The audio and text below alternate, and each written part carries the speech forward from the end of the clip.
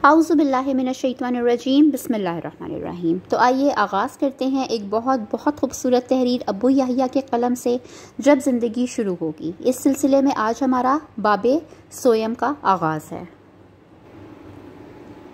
تیسرا باب، میدان حشر۔ ہم دونوں ایک دفعہ پھر تیزی سے چل رہے تھے۔ عرش کی حدود سے نکلتی ہی ایک انتہائی گرم اور ہب زدہ ماحول سے واسطہ پڑا۔ لگتا تھا کہ سورج 9 کروڑ میل سے 1.25 میل کے فاصلے پر آ کر دہکنے لگا ہے۔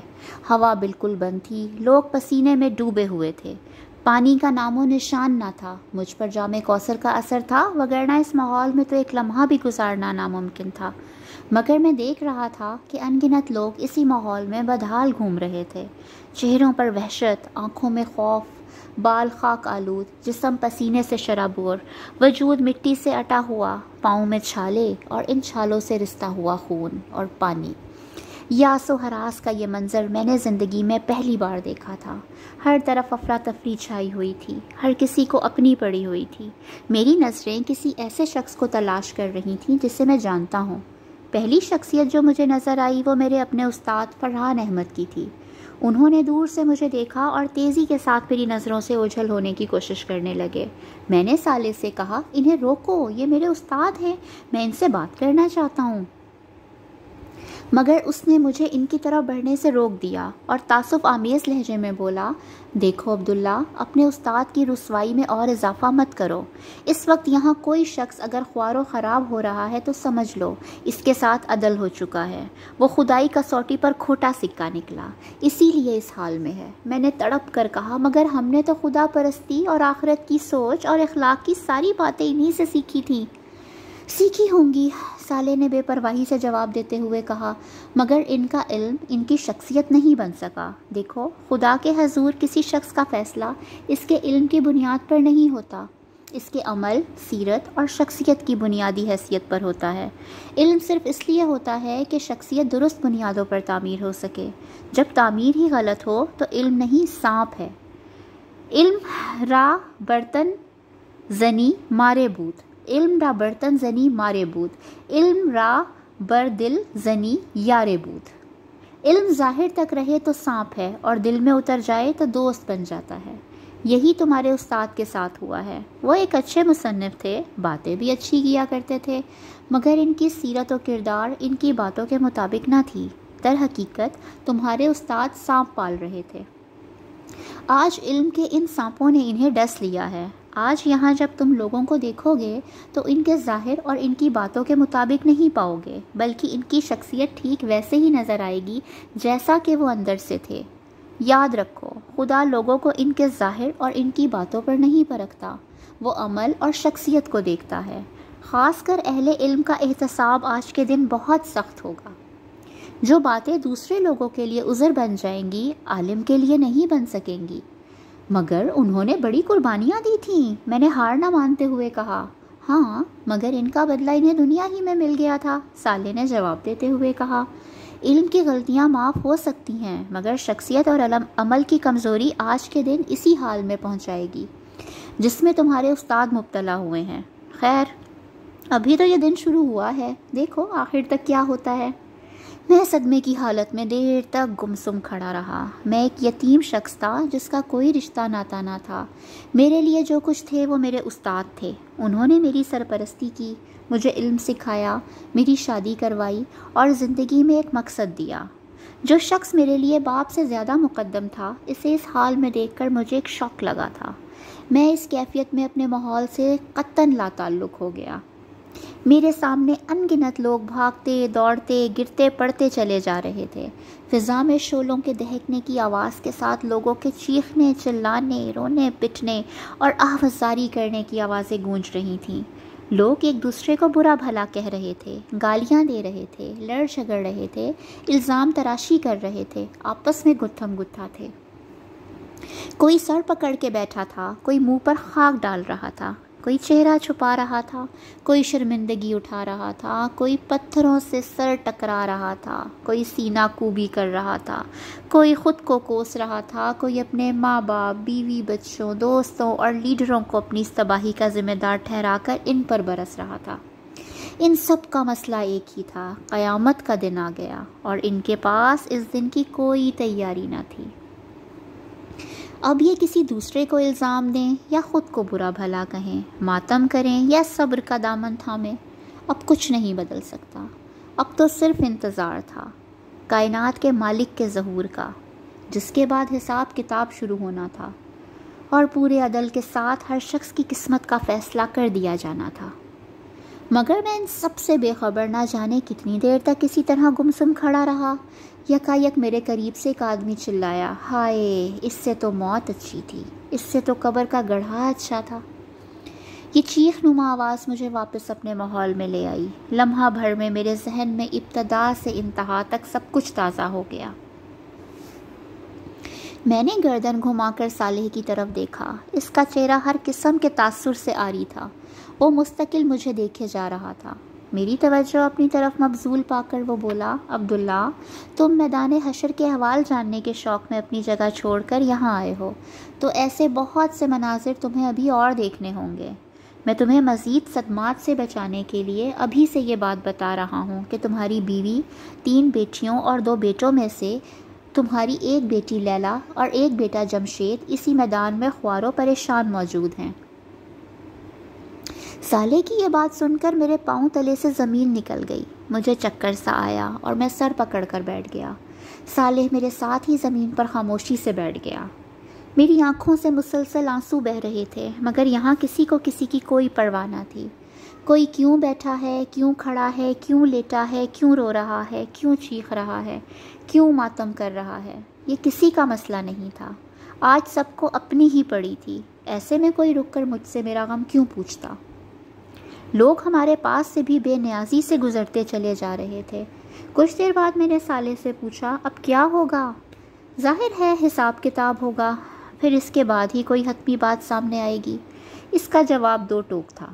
پھر وہ اپنی بات کی مزید وضاحت کرتے ہوئے بولا، پچھلی دنیا میں جن لوگوں نے آج کے دن کی حاضری کو اپنا مسئلہ بنا لیا تھا اور وہ اسی کے لیے جیے، چاہے وہ ایمان اور اخلاق کے تقاضے پورے کرنے والے صالحین ہوں یا خدا کے دین کی نصرت کو اپنا مسئلہ بنانے والے اہل ایمان، سب کے سب اسی طرح اٹھائے گئے ہیں کہ ان کی نجات کا فیصلہ ہو چکا ہے۔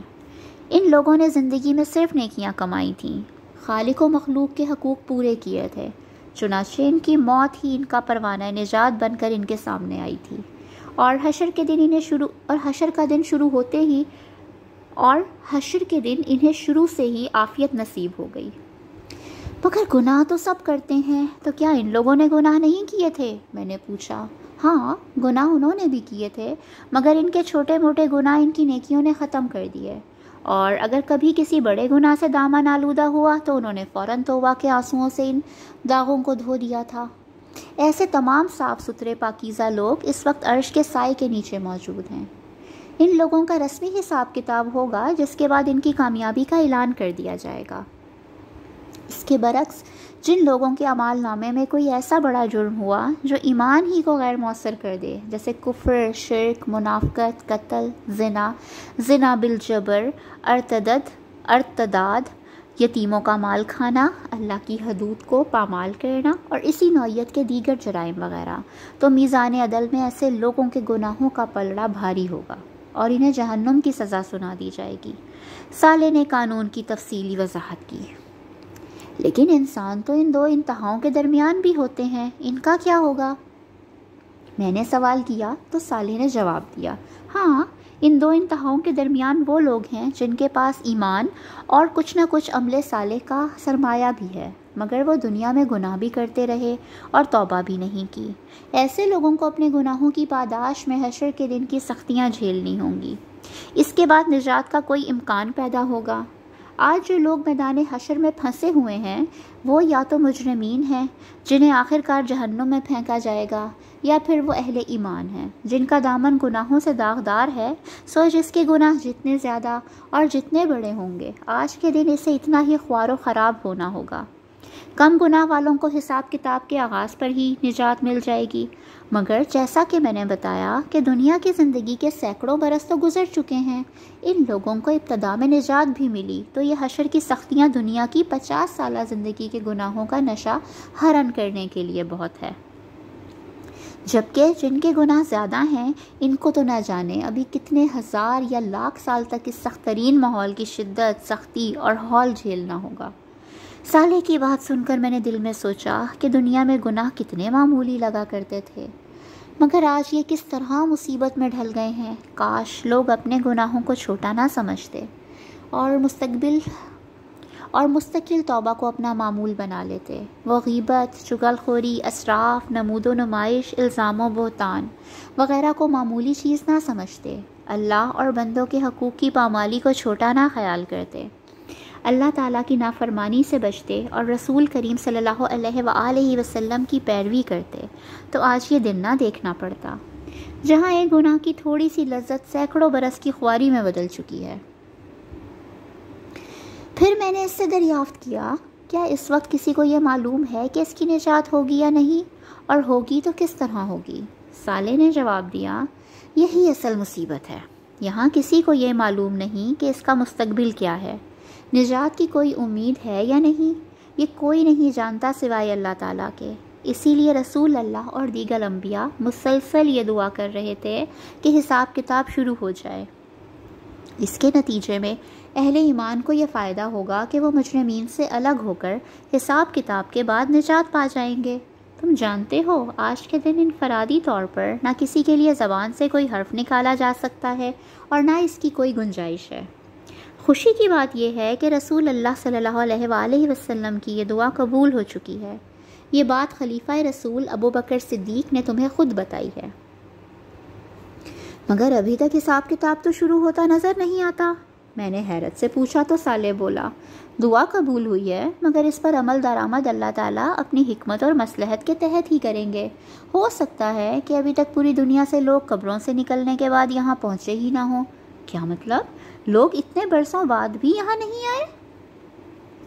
تمہارا کیا خیال ہے کہ آج لوگ ہوائی جہاز، ریلوں، بسوں اور موٹروں میں بیٹھ کر یہاں تک آئیں گے؟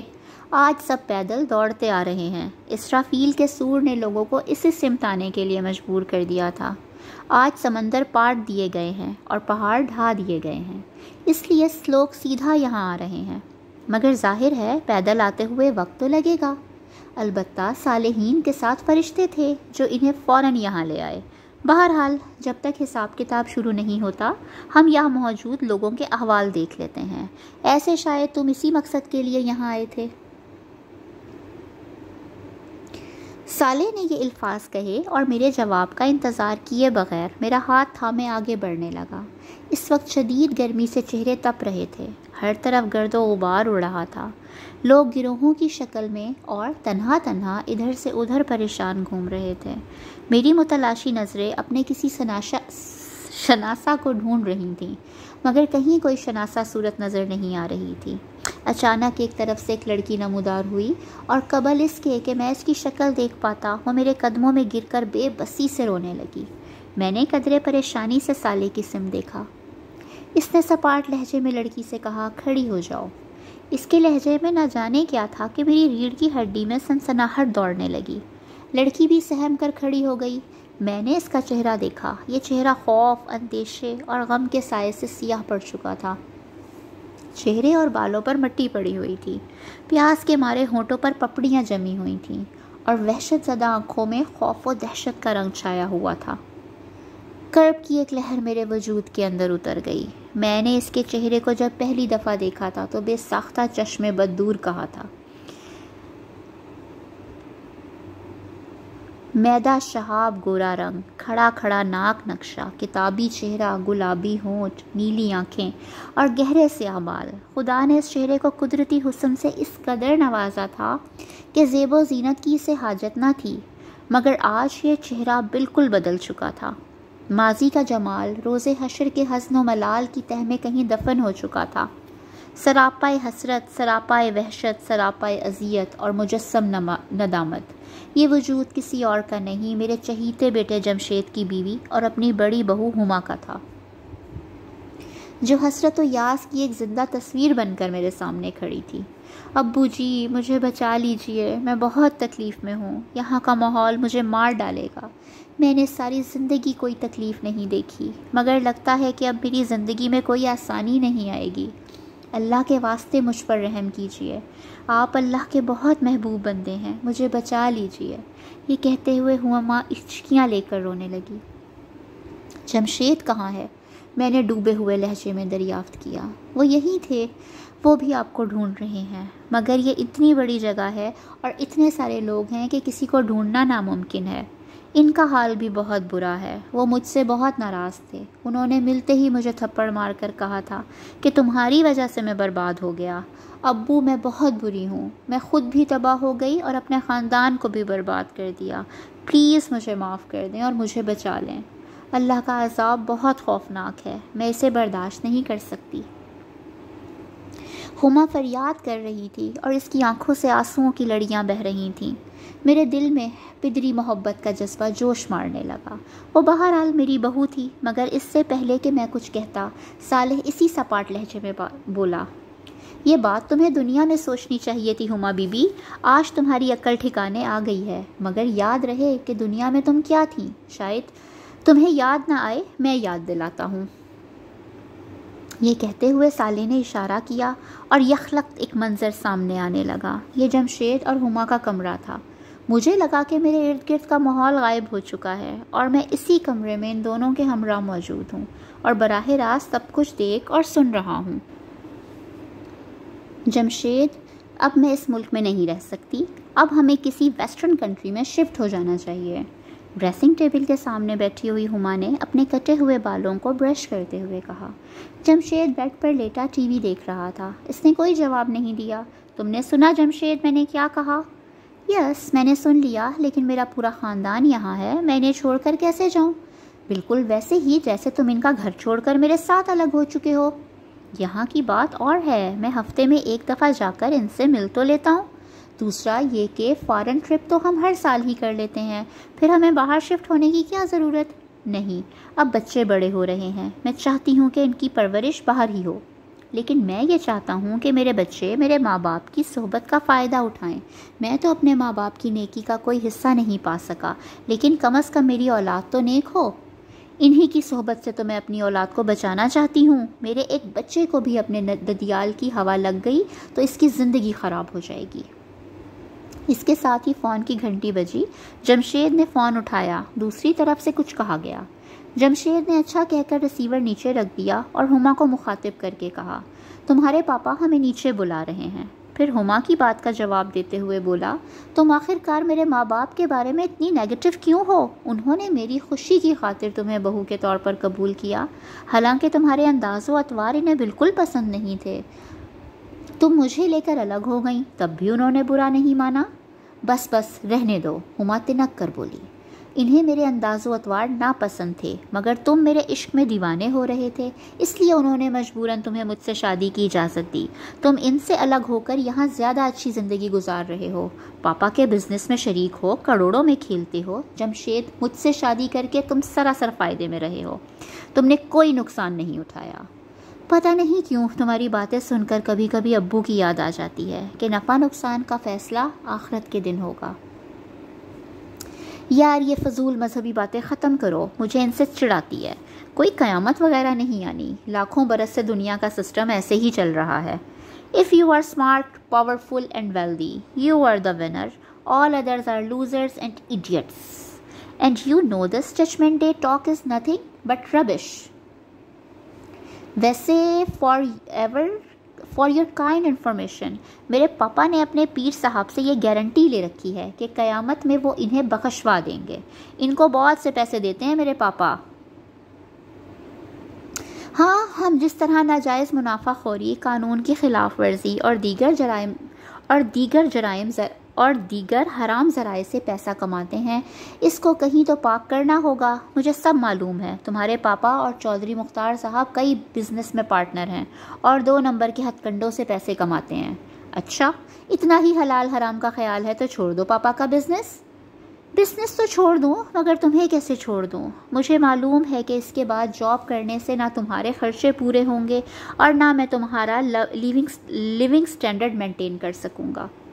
تمہارے عشق نے مجھے کہیں کا نہ چھوڑا، وگرنہ میں جس خاندان سے ہوں وہاں حلال اور حرام ہی سب کچھ ہے۔ اسی لیے اتنی مڈل کلاس زندگی گزار رہے ہیں وہ لوگ. اچھا ہوا تم میرے ساتھ آ گئے، وگرنہ اپنے بھائیوں کی طرح موٹر سائیکل پر گھومتے یا 800 سی سی گاڑی چلاتے اور کسی فلیٹ میں سڑی ہوئی زندگی گزار کر مر جاتے. زندگی اچھی گزاریں یا بری، مرنا تو ہمیں ہے، پتہ نہیں آخرت میں ہمارے ساتھ کیا ہوگا. بے فکر رہو، کچھ نہیں ہوگا، وہاں بھی ہم ٹھاٹھ سے رہیں گے. میرے پاپا کے پیر صاحب کے سامنے تو تمہارے اللہ میاں بھی کچھ نہیں بول سکتے. کلمہ کفر تو مت بکو. اور اللہ میرا کہاں رہا ہے؟ جب میں اللہ کا ہی نہیں رہا تو وہ میرا کیسے رہے گا؟ کلمہ کفر مت بکو اور اللہ میرا کہاں رہا ہے؟ جب میں اللہ ہی کا نہیں رہا تو وہ میرا کیسے رہے گا؟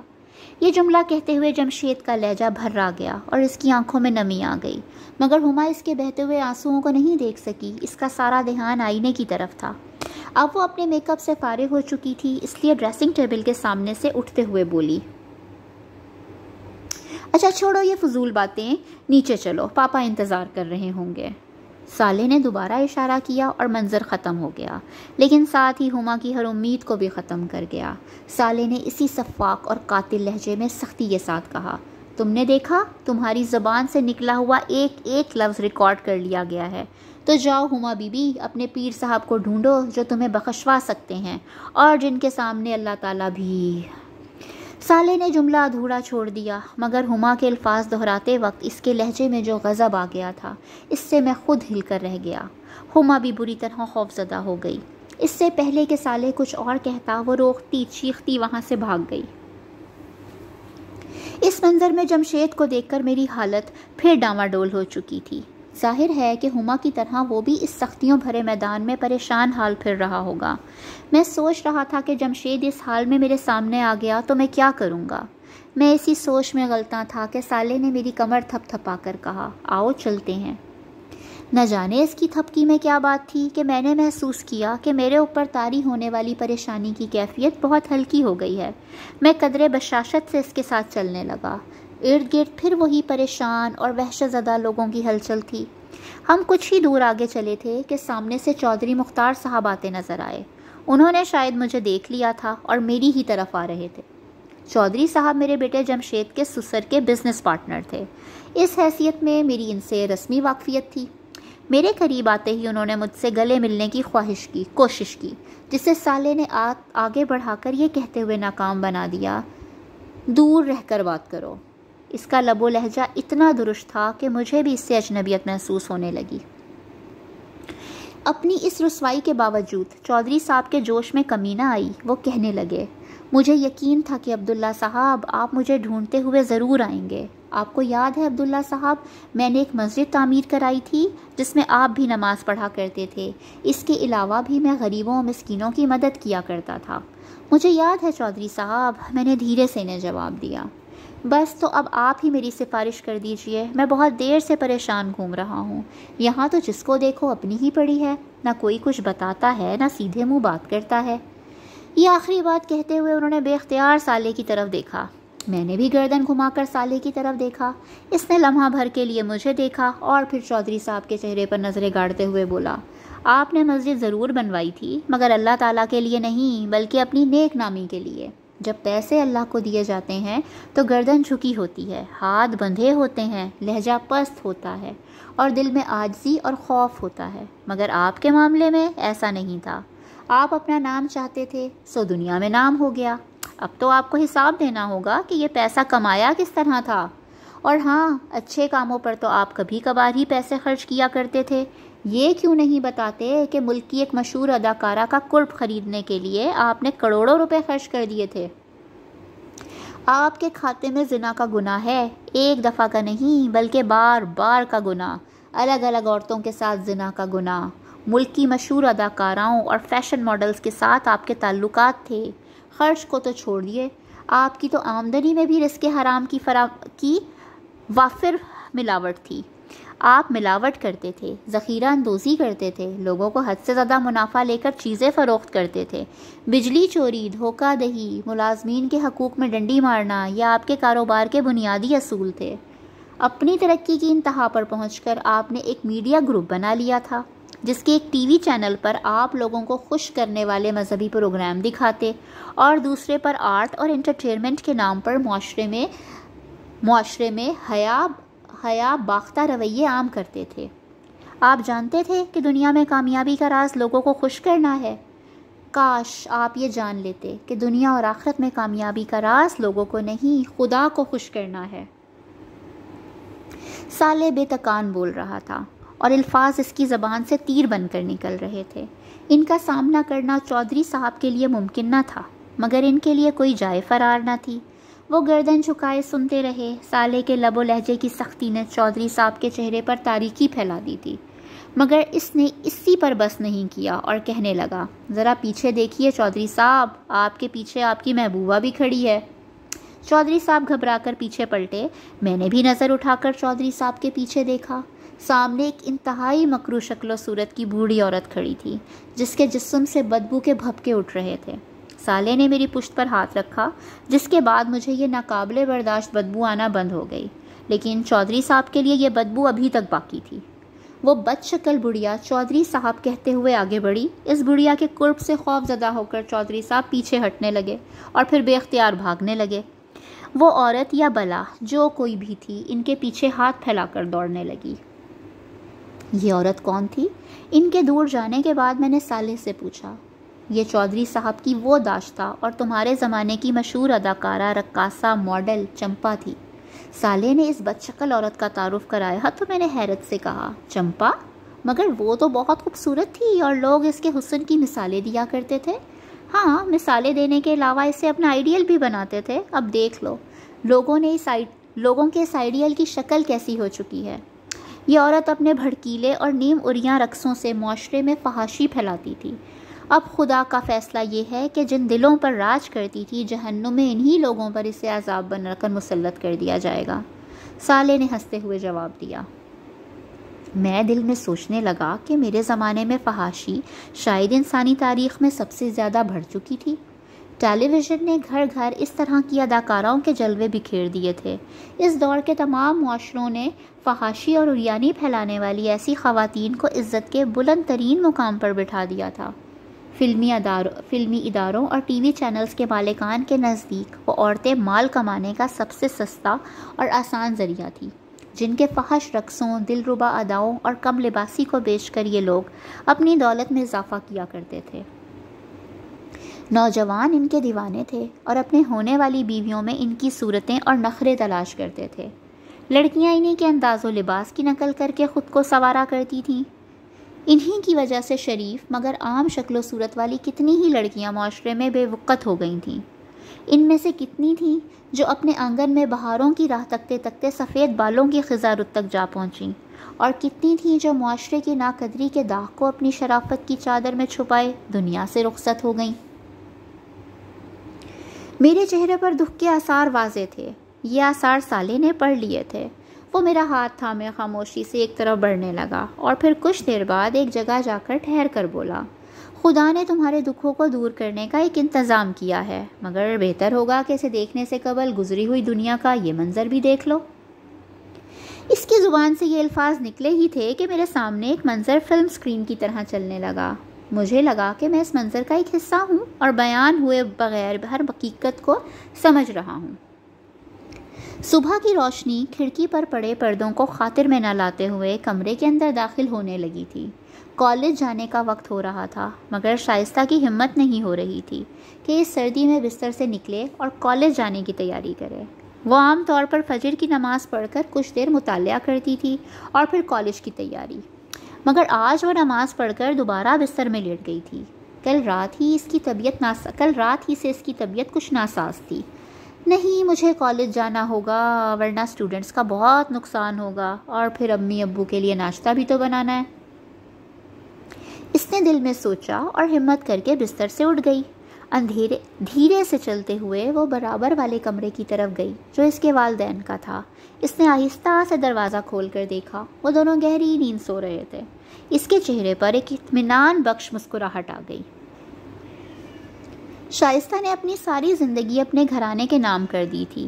اس کے والد اس کے بچپن ہی میں معذور ہو گئے تھے۔ وہ 3 بہنوں میں سب سے بڑی تھی۔ والدہ نے سلائی کر کے بامشکل انہیں پڑھایا تھا۔ تعلیم مکمل کر کے اس نے پہلے اسکول اور پھر ایک پرائیویٹ کالج میں پڑھانا شروع کر دیا۔ وہ اس کے خواب دیکھنے کے دن تھے۔ وہ بہت خوبصورت تو نہیں تھی، لیکن نوجوانی خود ایک حسن ہوتی ہے۔ مگر اس کی زندگی میں نوجوانی کا مفہوم بس ایک ذمہ داری تھا، جس میں خوابوں اور خواہشوں کی کوئی گنجائش نہ تھی۔ گھر کا خرچہ، والد کا علاج، مکان کا کرایہ اور چھوٹی بہنوں کی تعلیم۔ دونوں چھوٹی بہنیں خوش شکل تھیں، بڑی ہوئیں تو آنے والے ہر رشتے کا رخ انہی کی طرف تھا۔ شائستہ راہ کی دیوار نہیں بنی اور خوشی خوشی بہنوں کو ان کے گھر آباد کر دیا۔ یہ ذمہ داریاں پوری کرتے کرتے اس کی جوانی ڈھلتی چلی گئی اور اب وہ اپنے بوڑھے والدین کا بوجھ اٹھانے کے لیے تنہا رہ گئی۔ ان حالات میں اس کا سہارا خدا کی ذات تھی۔ اسے خدا سے بہت شدید محبت تھی، اتنی محبت کہ زندگی کی کسی محرومی نے اس کے اندر تلخی نہیں آنے دی۔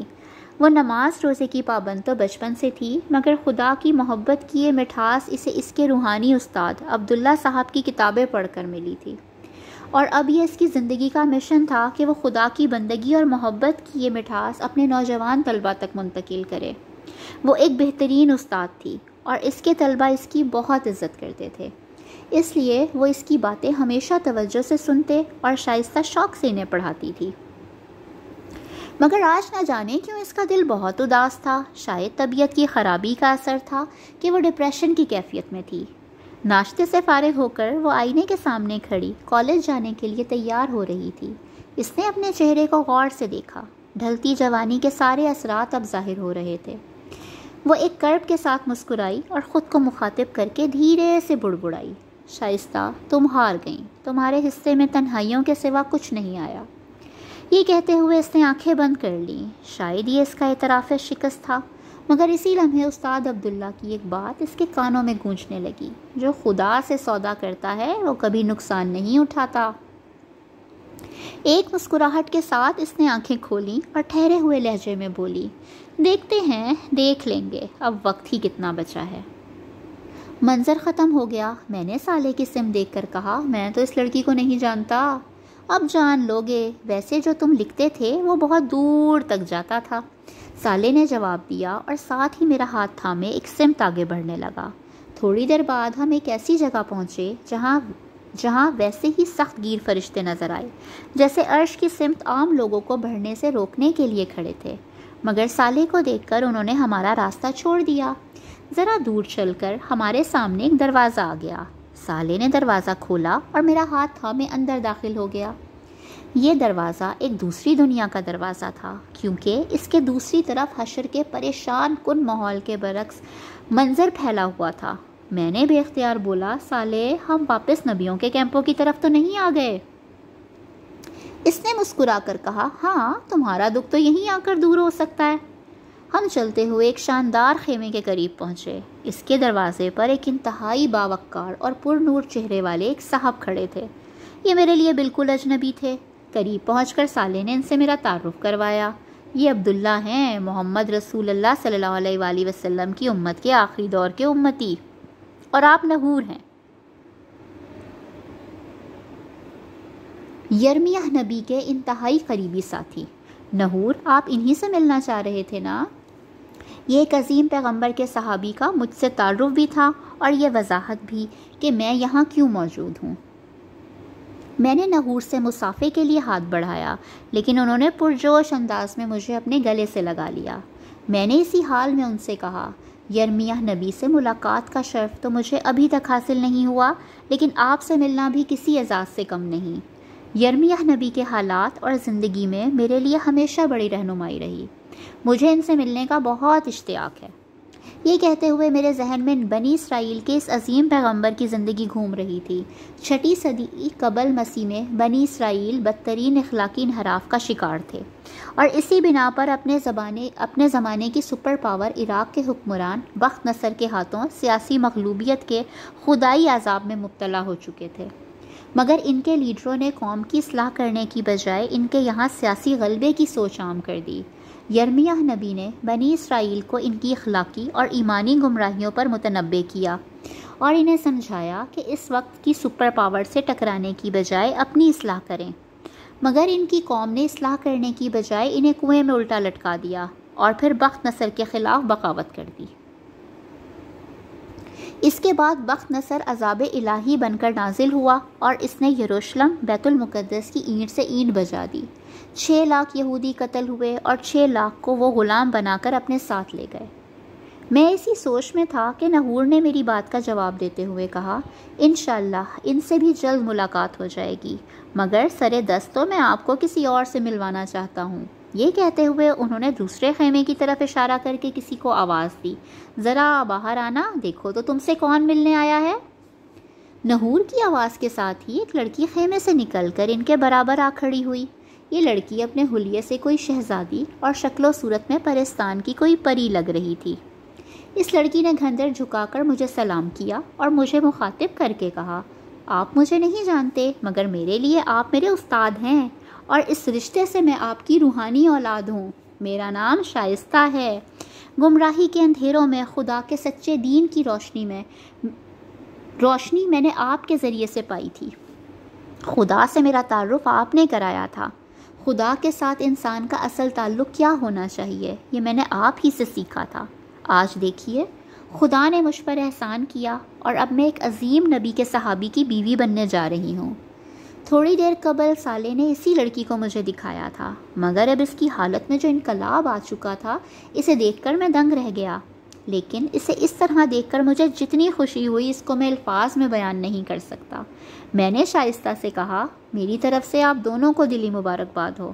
امید ہے کہ آپ مجھے اپنی شادی میں بھی یاد رکھیں گی۔ کیوں نہیں، آپ کو تو بلانے کا مقصد ہی نحور کو یہ بتانا تھا کہ میرے میکے والے کوئی معمولی لوگ نہیں، اس نے ہنستے ہوئے جواب دیا۔ پھر تو آپ نے غلط شخص کا انتخاب کیا ہے، میں نے فوراً جواب دیا اور پھر اپنا رخ نحور کی طرف کرتے ہوئے کہا، لیکن شائستہ کی بات بالکل درست ہے، ان کے میکے کے لوگ معمولی نہیں اور ہو بھی کیسے سکتے ہیں۔ شائستہ امت محمدیہ میں سے ہیں، نبی عربی کی نسبت کے بعد ان کا میکہ معمولی نہیں رہا۔ اس موقع پر صالح نے مداخلت کی اور کہا، آپ لوگوں کی مرتبہ و منصب کی اس بحث کا فیصلہ بعد میں ہوتا رہے گا۔ سرے دست مجھے عبداللہ کو واپس لے کر جانا ہے، اس لیے ہمیں اجازت دیجیے۔ نحور اور شائستہ سے اجازت لے کر ہم دونوں وہاں سے رخصت ہو گئے۔ واپسی پر صالح مجھ سے بولا، ہو گیا نا تمہارے دکھ کا مداوع؟